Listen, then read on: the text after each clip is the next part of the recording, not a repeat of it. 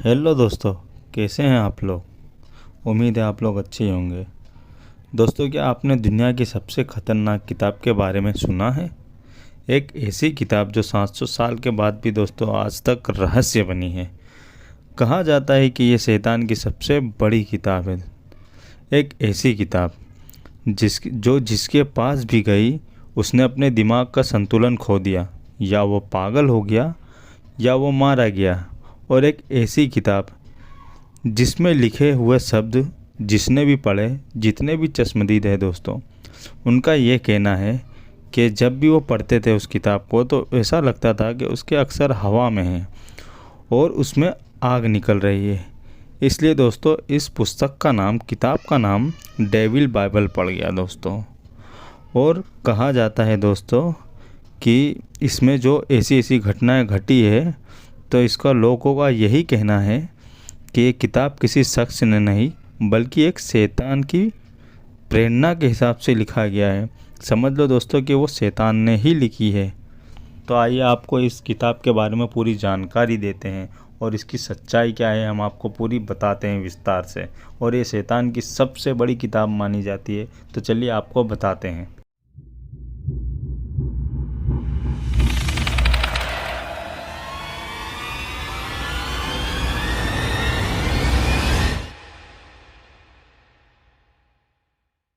इस किताब का नाम द डेविल बाइबल है, यानी कि शैतान की किताब। ये किताब एक और नाम से पूरी दुनिया में मशहूर है, जिसको कि कोडेक्स गीगास कहा जाता है। इस किताब में कुल 310 पन्ने हैं और सभी चमड़े के हैं दोस्तों, कागज़ के नहीं, सभी चमड़े के हैं। कहते हैं कि इस किताब को लिखने के लिए 160 गधों का इस्तेमाल किया गया और उनकी चमड़ी पर यह किताब लिखी गई। यह किताब 36 इंच लंबी है और 23 इंच चौड़ी है।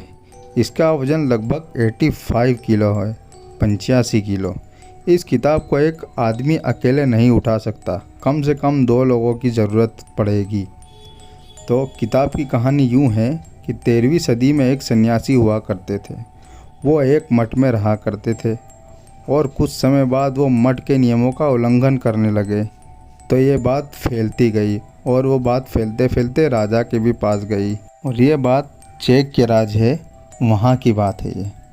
फिर उसके बाद उस सन्यासी को अपराध के जुर्म में राजा के पास पेश किया गया।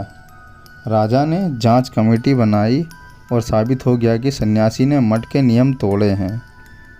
उसके बाद राजा ने उसे दीवार में चुनवाने की सज़ा दी और एक जगह कहा जाता है कि ताबूत में जिंदा दफनाने की सज़ा दी।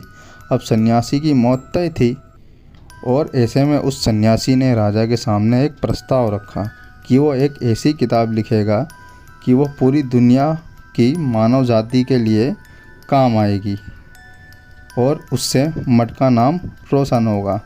अब राजा ने उस सन्यासी के सामने शर्त रखी कि ठीक है, लेकिन तुम्हें ये किताब एक रात में लिखनी होगी। अगर तुमने ऐसी किताब किया तो सुबह तुम्हारी सज़ा माफ़ हो जाएगी और तुम्हें ज़िंदा छोड़ देंगे।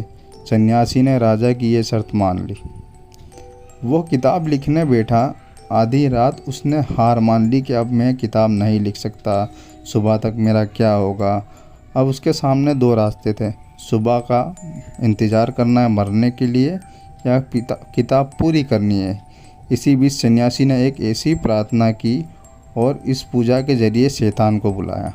शैतान जैसे ही सन्यासी के सामने प्रकट हुआ तो सन्यासी ने उससे कहा कि अगर शैतान उसकी इस किताब को सुबह होने से पहले पूरी कर देगा तो सन्यासी अपनी आत्मा शैतान को सौंप देगा।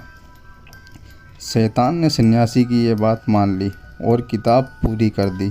सुबह जैसे ही सन्यासी ने किताब के पन्ने पलटे तो पहले ही पेज पर शैतान की तस्वीर थी। उसके अलावा सूरज और चाँद की भी तस्वीरें थी। इसमें स्वर्ग और नर्क दोनों के बारे में बताया गया है। इस किताब में भलाई और बुराई सब कुछ बताया गया है। इस किताब में पूरी बात बताई गई है कि आप लोग किसी की पूजा नहीं, सिर्फ शैतान की पूजा करो और शैतान को मानो। शर्त के मुताबिक सुबह शैतान ने सन्यासी की आत्मा को अपने कब्जे में ले लिया और सुबह जब राजा के लोग आए तो उन्होंने जैसे ही किताब को खोला तो कईयों ने अपना दिमाग संतुलन ही खो दिया और पहले ही दिन से ये किताब पूरे में चर्चित हो गई कि ये किताब श्रापित है, ये है, वो है। और कोई ये बात मानने को तैयार ही नहीं था कि ये किताब एक रात में लिखी गई है।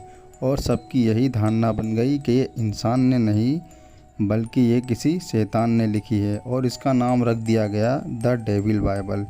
ये किताब शैतानी रास्ते पर ले जाने की प्रेरणा देती है और अच्छे लोगों को भी बुराई की ओर ले जाती है। और जिसने भी ये किताब पढ़ा, समझो वो मौत के घाट उतर गया, या वो पागल हो गया, या वो बर्बाद हो गया, या वो नेस्तो नाबूद हो गया। और इसे दुनिया की सबसे भयानक, सबसे श्रापित, सबसे डरावनी किताब कहा जाता है दोस्तों। और आपको ये स्टोरी कैसी लगी हमें कमेंट में बताना, और हमारे चैनल पर नए हो तो सब्सक्राइब भी कर देना और वीडियो को लाइक भी कर देना। और चलिए मिलते हैं आपको ऐसे ही और नई अच्छी वीडियो में। तब तक के लिए मिलते हैं आपसे। बाय और थैंक यू।